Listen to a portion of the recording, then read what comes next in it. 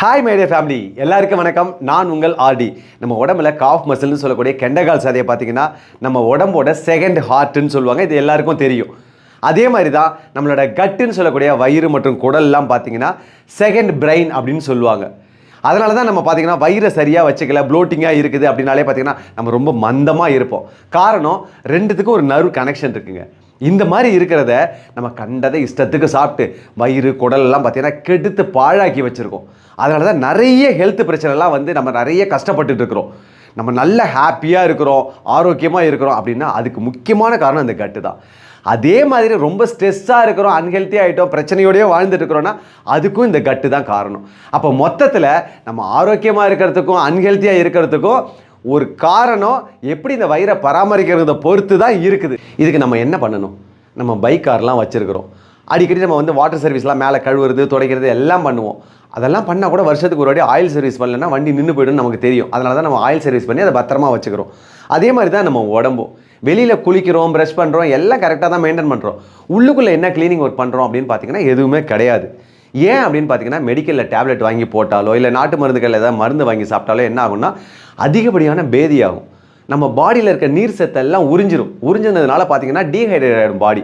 அப்போ என்ன ஆகுனா மயக்கம் வரும், தள்ளாடி நடப்போம், பாத்ரூமுக்கு போயிட்டு வரதுக்கு அடுத்தவங்க ஹெல்ப் தேவைப்படுற ஸ்டேஜெல்லாம் வந்துடும். இன்னும் சில பேர் பார்த்தீங்கன்னா டாக்டர்கிட்ட போயிட்டு செலைன் போகிற ஸ்டேஜெல்லாம் ஆயிருக்கும். இதை சில பேர் பார்த்துட்டு பயந்து போயிடுவாங்க. இல்லைனா அடுத்தவங்க சொல்லியிருப்பாங்க எனக்கு இப்படி ஆயிடுச்சு, முடியாமல் போயிட்டான், ஐயோ ஹாஸ்பிட்டல் போனேன். அதுக்காகவே பாதி பேர் என்ன பண்ணுவாங்கன்னா இந்த மாதிரி பேதி சாப்பிட்ற விஷயங்கள்லாம் அவாய்ட் பண்ணிடுறாங்க. இந்த மாதிரி நம்ம பண்ணாதனால என்ன ஆகும்னா நம்ம வயிறு கூடெல்லாம் பார்த்தீங்கன்னா பயங்கரமாக கெட்டு போயிடும்.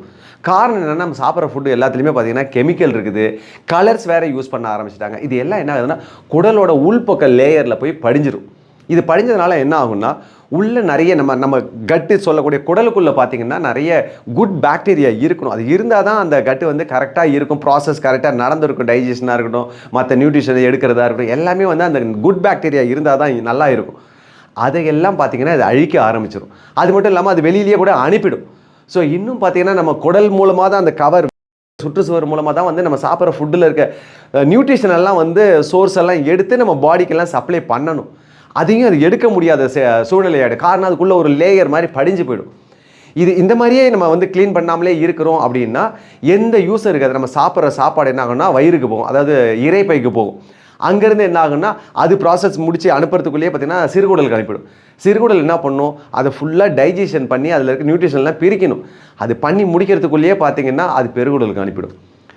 அதோட ப்ராசஸ் முடிக்காமலே அது என்ன பண்ணும், மலைக்குடலுக்கு அனுப்பும். அது கீழே வெளியாகிடும். ஸோ அப்போ என்ன நடக்குது, நம்ம எதை சாப்பிட்டாலும் நம்ம பாடியில் ஒட்டுறதே கிடையாது. அதுக்கு காரணம் வயிறை நம்ம க்ளீனாக வச்சுக்கலன்னு தான் அர்த்தம். இதை தவிர்க்கணும்னா நான் சொல்ல போகிற இயற்கையான ஒரு பேதி முறை இருக்குது. அது கொஞ்சம் எல்லோரும் ஃபாலோ பண்ணுங்கள். எந்த சைடு எஃபெக்டும் கிடையாது. இதெல்லாம் பற்றி நீ பேசுகிறதுக்கு நீ யார் அப்படின்னு நீங்கள் கேட்கலாம். நானே சொல்லிடுறேன். எங்கள் அப்பா பார்த்தீங்கன்னா ஹோமியோ அண்டு சித்தா டாக்டர். இது நிறைய பேருக்கு தெரிஞ்சிருக்கும், கொஞ்சம் பேர் புதுசாக வந்தவங்களுக்கு தெரியாமல் இருக்கும். எங்கள் கிராமத்தை சுற்றி பார்த்திங்கன்னா ஒரு 25 கிராமம் இருக்குது எங்கள் ஊரை சுற்றி. அதில் பார்த்திங்கன்னா கிட்டத்தட்ட ஒரு 50 வருஷமாக எங்கள் அப்பா தான் அந்த ஊருக்கே டாக்டராக இருந்தாங்க. அதுக்கு அப்புறம் தான் நிறைய பேர் இப்போ வந்திருக்கிறாங்க. ஸோ அந்த காலத்தில் பார்த்திங்கன்னா பலாயிரம் பேருக்கு எங்கள் அப்பா இந்த ட்ரீட்மெண்ட்டை கொடுத்து அவ்வளோ பேர் பெனிஃபிட் ஆகியிருக்கிறாங்க, பயனடைஞ்சிருக்கிறாங்க. ஸோ அவ்வளோ பேர் பலனடைஞ்ச அந்த இயற்கை பேதி முறையை தான் நான் இப்போ உங்களுக்கு சொல்ல போகிறேன். அவ்வளோ பேர் அனுபவிச்சதை நாங்கள் அனுபவிக்காமல் இருந்திருப்போமா? எங்கள் அக்கா, என் தம்பி, நான் எல்லாருமே பார்த்திங்கன்னா இதில் அப்பப்போ மாட்டிப்போம். எங்களுக்கு ரெகுலராக அந்த ட்ரீட்மெண்ட் இருந்துட்டு தான் இருக்கும். ஸோ அந்த முறையை நான் சொல்கிறேன். ஏன்னா எங்கள் அப்பா இப்போ எங்கள் கூட இல்லை, இருந்தப்போ அவங்கள வச்சே நான் சொல்லிடுவேன். ஸோ இல்லாதனால இப்போ நான் சொல்கிறேன் உங்களுக்கு. அதை எப்படி செய்யணும் அப்படிங்கிறத நான் இப்போ சொல்கிறேன். அது கொஞ்சம் நிதானமாக எல்லாருமே கேட்டுக்கோங்க. இது மோஸ்ட்லி பார்த்தீங்கன்னா சாட்டர்டே சண்டே, வீக்கெண்டுன்னு சொல்லக்கூடிய சாட்டர்டே சண்டே தான், நம்ம லீவ் நாளில் தான் இது பண்ணுற மாதிரி இருக்கும். அதே மாதிரி பார்த்தீங்கன்னா மார்னிங் 6 o'clock நம்ம எம்டி ஸ்டமக்கில் எதுவுமே சாப்பிடாமல் இதை குடிக்கிற மாதிரி இருக்கும். ஃபஸ்ட்டு என்ன பண்ணால் ஒரு 2 லிட்டர் தண்ணியை நல்லா கொதிக்க வைக்கணும். அதில் பார்த்தீங்கன்னா கொதிச்சுட்டு இருக்கும்போதே ஒரு 3 ஸ்பூன் கல் உப்பு தூக்கி அதில் போட்டுடணும். கல் உப்புன்னு நான் சொல்கிறது பார்த்தீங்கன்னா டைரக்ட் சீ சால்ட். நம்ம எந்த ப்ராசஸ் பண்ண பாக்கெட் சால்ட்டாக இருக்கட்டும், இல்லை பேக் பண்ணி ப்ராசஸ் பண்ண கல் உப்பாகவே இருக்கட்டும், அந்த மாதிரி இல்லாமல் டைரக்ட் சீ சால்ட்டை வச்சுக்கோங்க. ரொம்ப நல்லதாக இருக்கும், கரெக்டாக இருக்கும். அதை கொதிக்க வச்சதுக்கப்புறம் பார்த்தீங்கன்னா ஒரு 1.5 லிட்டர் தண்ணி ஆகிடும். ஒரு அரை மணி நேரத்துக்கு அப்புறம் பார்த்தீங்கன்னா 1/4 லிட்டரோ 1/2 லிட்டரோ குறைஞ்சிரும். அந்த டைமில் இறக்கி ஆற வச்சிடணும். ஆற வச்சதுக்கப்புறம் பார்த்தீங்கன்னா அதில் ஒரு 2 எலுமிச்சம்பழத்தை புழிஞ்சிடணும். புழிஞ்சதுக்கப்புறம் கிட்டத்தட்ட ஒரு ஜூஸ் மாதிரி தான் இருக்கும். பட் நம்ம ஜூஸ்க்காக பண்ணலை, ஒரு ட்ரீட்மெண்ட்டுக்காக தான் நம்ம ரெடி பண்ணுறோம். ஜூஸ் மாதிரி தான் இருக்கும் அந்த டேஸ்ட். ஸோ அதை நம்ம எம்டி ஸ்டமக்லேயே ஒரு 2 டம்ளரை எடுத்து ஃபஸ்ட்டு நம்ம குடிக்கணும். குடித்ததும் பார்த்தீங்கன்னா ஒரு 5 மினிட்ஸ்லேயே பார்த்தீங்கன்னா அது வேலையை ஸ்டார்ட் ஆகிடும். ஸோ ஒரு ஃபஸ்ட் டைம் நம்ம நார்மலாக போகிற மாதிரி பாத்ரூம் போகிற மாதிரி மோஷன் ப்ராப்ளம் இருக்கும், அந்த மாதிரி போகும். ஸோ திரும்ப வந்ததுக்கப்புறம் திரும்ப ஒரு 2 கிளாஸ் தண்ணி குடிக்கலாம். குடித்த உடனே பார்த்தீங்கன்னா அது அது அப்போ தான் வந்து லூஸ் மோஷன் ஃபீல் ஆகும். ஸோ ஆரம்பிக்கிறது நல்லா தெரிய ஆரம்பிக்கும். அப்புறம் 3rd டைம் குடித்த உடனே பார்த்தீங்கன்னா பேதியாகவே ஆகிடும், நல்லாவே தெரிஞ்சிடும், டிசென்ட்ரி ஆகிற ஃபீல் இருக்கும். இந்த மாதிரி ஒரு 5 டைம்ஸில் பார்த்தீங்கன்னா அந்த 1.5 லிட்டர் தண்ணி வந்து ஒரு 2 டம்ளராக குடித்தோம்னா அரை மணி நேரத்துக்குள்ளேயே காலி ஆகிடும். இந்த ½ அன் ஹவரில் பார்த்தீங்கன்னா டோட்டலாக நம்ம வாஷ் அவுட் ஆகிறது நல்லா தெரியும். ஆனால் கூட நம்ம டயர்ட் ஆக மாட்டோம், வயிறில் வலி இருக்கிற பிரச்சனை இருக்காது, ஒரு நார்மலாகவே ஃபீலாக இருப்போம். எனர்ஜி வைஸும் சொல்கிறேன், ரொம்ப பார்த்தீங்கன்னா நம்ம நார்மலாக இருக்கிற மாதிரி தான் இருப்போம். ஒரு டயர்ட் ஆகிட்டோம், டீஹைட்ரேட் ஆகிடுச்சு, அந்த மாதிரி பிரச்சனை எதுவுமே தெரியாது இந்த டைமில். ஆனால் நமக்கு பாத்ரூம் மட்டும் அடிக்கடி போகிற மாதிரி இருக்கும். இது ஒரு அரை மணி நேரத்தில் பார்த்தீங்கன்னா வாஷ் அவுட் ஆனதும் நம்ம என்ன கலர் குடிக்கிறோமோ தண்ணி அதே கலரில் வெளியில் வரும். ஸோ அந்த கண்டிஷன் வந்துருச்சுனாலே டோட்டலாக வயிறு க்ளீன் ஆகிடுச்சுன்னு தான் அர்த்தம். அதுக்குள்ளே நமக்கு முடிஞ்சிடும், இதுவும் முடிஞ்சிடும், அதுவும் முடிஞ்சிடும். சம்டைம்ஸ் சில பேருக்கு பார்த்தீங்கன்னா வாமிட் வரும், இந்த உப்பு தண்ணி குடிக்கும்போது வாமிட் வரும். வந்துச்சுன்னா ரொம்ப நல்லது, எடுத்துருங்க. ஏன்னா அசிலிட்டின்னு சொல்லக்கூடிய உள்ளே இருக்கிறது அதுவும் பித்தமும் சேர்ந்து வெளில வந்துடும். ஸோ இன்னும் நல்லா ஃப்ரெஷ்ஷாக ஆகிடுவீங்க. தண்ணி இடையில பார்த்தீங்கன்னா நிறைய தண்ணி தாங்க எடுக்கும். ஏன்னா உப்பு தின்னவன் தண்ணி குடிப்பான்னு சொல்லுவாங்க, அந்த மாதிரி உப்பு வாட்டரை குடிக்கும்போது பார்த்தீங்கன்னா நிறைய தண்ணி தாக எடுக்கும். ஸோ தண்ணி குடிச்சிக்கோங்க, ஹாட் வாட்டர். இந்த தண்ணியை நம்ம குடிச்சு தாகத்தை போக்க முடியாது, சாதாரண தண்ணி சுடு தண்ணியை வச்சுட்டு அதை எடுத்து அப்பப்போ குடிச்சிக்கோங்க. இதெல்லாம் சேர்த்து குடிக்கும்போது டோட்டலாக வாஷ் அவுட் பண்ணிவிடும். ஸோ ரொம்ப க்ளீன் ஆகிடும்.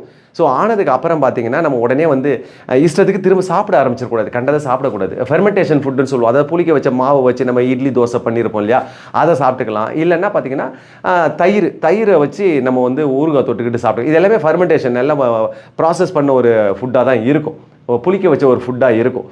ஸோ இதில் என்ன காரணம்னா இதில் ப்ரோபயோட்டிக் அதிகமாக இருக்கும். நல்ல நம்ம சாப்பிட்டதுக்கப்புறம் பார்த்தீங்கன்னா நம்ம குடல் வந்து எம்டியாக இருக்கிற குடல் வந்து க்ளீன் ஆனதில் பார்த்தீங்கன்னா ஏற்கனவே பாக்டீரியாவும் சேர்த்து போயிடும், நம்ம பாடியில் இருந்த பாக்டீரியாவும் சேர்த்து தான் க்ளீன் ஆகிருக்கும். ஸோ அப்போ புதுசாக ப்ரோபயோட்டிக் எடுக்கும்போது என்ன ஆகும்னா நல்ல குட் பாக்டீரியாவை, நல்ல பாக்டீரியாவெல்லாம் கட்டுக்குள்ளே கொண்டு வந்து சேர்க்கும். இது ப்ரொடியூஸ் பண்ணும், நிறைய உற்பத்தி பண்ணும், நிறைய கொண்டு வந்து சேர்க்கும். ஸோ அப்போ என்ன ஆகுனா திரும்ப நம்ம சாப்பிட்ற ஃபுட்டெல்லாம் அது நல்ல சூப்பராக டைஜஸ்ட் பண்ணும், அதில் இருக்க நியூட்ரிஷனை வந்து சோர்ஸ் பண்ணி வெளியில் உள்ள பாடிக்கு அப்சர்வேஷன் எடுக்கிறதுக்கு எல்லாமே வந்து சப்போர்ட் பண்ணும். ஸோ அதுக்காக தான் வந்து இந்த மாதிரி ப்ரோபயோட்டிக் ஃபுட்டாக எடுக்கணும், ஃபெர்மெண்டேஷன் ஃபுட்டாக எடுக்கணும். ஸோ அந்த மாதிரி எடுத்துக்கோங்க. அந்த டே ஃபுல்லாக அந்த மாதிரியே வச்சுக்கோங்க. ரொம்ப கண்ணாப்புன்னு சாப்பிட வேணாம், காரமாக சாப்பிட்றது அந்த மாதிரிலாம் இல்லாமல் பார்த்துட்டு அடுத்த நாள்லேருந்து நம்ம நார்மலாக அப்போ கூட நம்ம என்னென்னா அடுத்த நாள்லேருந்து இஷ்டத்துக்கு சாப்பிடாம கரெக்டாக மெயின்டைன் பண்ண ஆரம்பிச்சோம்னா போனதாகிடும். இதுக்கப்புறம் நம்ம ஃப்ரெஷ் ஃபீலில் இருப்போம். ஸோ இந்த மாதிரி பண்ணிக்கோங்க. அதே போல் இது யாரெல்லாம் குடிக்கலாம் அந்த அளவு அப்படின்னு பார்த்தீங்கன்னா ஒரு 15 வயசுக்கு மேலே 60 வயசுக்குள்ளே இருக்கிறாங்கன்னா இந்த 2 லிட்டரை கொதிக்க வச்சு நீங்கள் 1.5 லிட்டர் ஆகி குடிக்கிறது கரெக்டான அளவாக இருக்கும். ஒருவேளை 15 வயசுக்கு கீழே இருக்காங்க, இல்லை 60 வயசுக்கு மேலே சீனியர் சிட்டிசனாக இருக்காங்கன்னா அளவை பாதியாக குறைச்சிருங்க, பாதி அளவு இருந்தால் போதும். ஸோ அதே மாதிரி வந்து பிபி இருக்கவங்கலாம் சால்ட் இருக்குதா, இப்போ பிபி இருக்கவங்க இந்த பேதிமார் மெத்தடை எப்படி யூஸ் பண்ணுறது அப்படின்னு யோசிப்பீங்க. ஸோ இதில் முக்கியமாக நம்ம லெமனை ஆட் பண்ணுறோம்ல, லெமனும் இந்த சால்ட்டும் ஆட் ஆகும்போது சயின்ஸில் அதுதான் ப்ரூவ் ஆகிருக்குது. ஸோ குடலை தாண்டி உள்ளே போகாது. அப்படி போச்சுனாலே உள்ளே இருக்க நீர் சத்தெல்லாம் வடிகட்டி நம்மளை டயர்ட் ஆக்கியிருக்கும். ஆக்கலைங்கும் போதே அது உள்ளே போகலைன்னு தான் அர்த்தம். ஸோ அதனால் பிபி சம்மந்தமாக எந்த பிரச்சனையுமே உங்களுக்கு வராது. தாராளமாக தைரியமாக நீங்கள் எடுத்துக்கலாம். நீங்கள் எடுத்துட்டதுக்கப்புறம் நீங்களே கமெண்ட்ஸில் சொல்லுவீங்க, ஆமாம் எனக்கு எதுவும் பண்ணல, எனக்கு பிபி இருக்குங்கிறதால நீங்கள் சொல்லுவீங்க. கண்டிப்பாக நல்லாவே இருக்கும். இதெல்லாம் நான் எப்படி இவ்வளோ கரெக்டாக சொல்கிறேன் அப்படின்னா, எங்கள் அப்பா என்ன பண்ணுவாங்கன்னா வர்றவங்கள்ட்டெல்லாம் பார்த்தீங்கன்னா சொல்லி காது கேட்டு புளிச்சு போச்சுங்க. அதே போல் நாங்கள் கேட்டு புளிச்சு போன ஒரு உண்மை, அதை தான் நான் உங்ககிட்ட இப்போ சொல்லிட்டு இருக்கிறேன். ஃபர்ஸ்ட் டைமாக பண்ணுறவங்க மட்டும் என்ன பண்ணுறீங்கன்னா நெக்ஸ்ட் 1 மந்த் கழிச்சு 100 வாட்டி பண்ணிவிடுங்க. அதுக்கப்புறம் 6 மந்த் ஒன்ஸ் பண்ணால் போதும். இல்லைன்னா அட்லீஸ்ட் வருஷத்துக்கு ஒரு வாட்டியாவது பண்ணணும். ஏன்னா நம்ம பண்ணாமலே இருக்கிறதுக்கு வருஷத்துக்கு ஒரு வாட்டி பண்ணால் கூட ஓகே தானே, அந்த மாதிரி பண்ணிவிடுங்க. முக்கியமாக இந்த ஆன்டி ஏஜிங் சேலஞ்ச் இப்போ யாரெல்லாம் பண்ணிக்கலாம், நீங்கள் சாட்டர்டே இல்லைன்னா சண்டே எந்த எக்ஸ்கியூஸும் சொல்லாமல் கண்டிப்பாக பண்ணிவிடுங்க. ஏன் சொல்கிறேன்னா மண்டே நம்ம சேலஞ்ச் ஸ்டார்ட் பண்ண போகிறோம். இது பண்ணுறதுனால எந்த சைட் எஃபெக்ட்டும் கிடையாது. நீங்கள் நினைப்பீங்க இது செஞ்சதுக்கப்புறம் எப்பா இதை நான் முன்னாடியே எனக்கு தெரியாமல் போச்சு, ஏன் இவ்வளோ நாள் சொல்லலை, இவ்வளோ நாள் நான் ஏன் பண்ணலை அப்படி யோசிக்கிற அளவுக்கு இருக்கும். அவ்வளோ ஹாப்பியாக ஃபீல் பண்ணுவீங்க. எதுக்குன்னா இந்த சேலஞ்சில் நிறைய நம்ம பார்த்திங்கன்னா டயட்டை ஃபோக்கஸ் பண்ணி தான் பண்ணுறோம். அப்போ அதில் இருக்க நியூட்ரிஷன்லாம் நம்ம பாடியில் போய் அந்த சோர்ஸ் எல்லாம் சேரணும். அதாவது இந்த சத்தெல்லாம் உடம்புல ஓட்டணுமா வேணாமா, அதுக்காக தான் சொல்கிறேன். அதை பண்ணிவிட்டு ஆரம்பிங்க. அதே போல் உங்களுக்கு ஹெல்த் பிரச்சனை ஏதாவது இருக்குது, அதாவது குடல் சம்மந்தமான பிரச்சனை இருக்குது, அப்டமனில் கட்டில் பிரச்சனை இருக்குது, டாக்டர் ட்ரீட்மெண்ட்டில் இருக்கீங்க, அல்சர் இருக்குது, அந்த மாதிரிலாம் இருக்குன்னா டாக்டரை கேட்டுட்டு அதுக்கப்புறம் பண்ணிக்கோங்க. அப்போ நான் ஹெல்த்தியாக இருக்கேன், நான் ஏன் பண்ணணும் அப்படின்லாம் நினைப்பீங்க. ப்ளோட்டிங் பிரச்சனை இருக்குது, ஸ்டமக் பிரச்சனை இருக்குன்னா அவங்க பண்ணியே ஆகணும், அது ஆப்ஷன்லாம் கிடையாது, பண்ணி தான் ஆகணும். ஆனால் ஹெல்த்தியாக இருக்க நம்ம பண்ண வேணாமான்னு நினச்சிங்கன்னா டீடாக்ஸ் பண்ணுறதுல என்ன தப்பு இருக்குது, ஒரு வாட்டி க்ளீன் பண்ணுறதுல இன்ஜின் ஆயில் சர்வீஸ் பண்ணுற மாதிரி தானே. ஸோ அதனால் நல்லா இருக்குது, நீங்களும் பண்ணிவிடுங்க, எதுவுமே யோசிக்காதீங்க, இது நீங்களும் ஒரு வாட்டி பண்ணிவிடுங்க. அப்புறம் முக்கியமாக பார்த்தீங்கன்னா உப்பிட்டவரை உள்ளளவு நினை அப்படின்னு சொல்லுவாங்க.